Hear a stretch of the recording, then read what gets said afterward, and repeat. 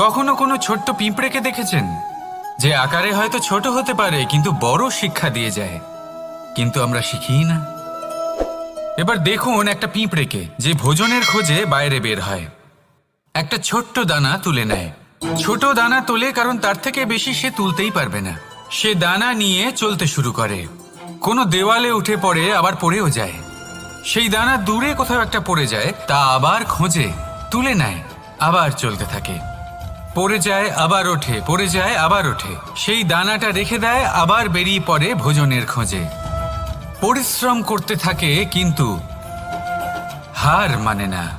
এই শিক্ষাই তো আমাদের প্রাপ্ত করতে হবে। নিরন্তর পরিশ্রম আর নির্ভীক হয়ে কর্ম করে যেতে হবে। এটাই হলো সাফল্যের মাধ্যম। এটাই হলো জয়ের মন্ত্র। অচ্যুত অজয় অস্ত্র। রাধা রাধা।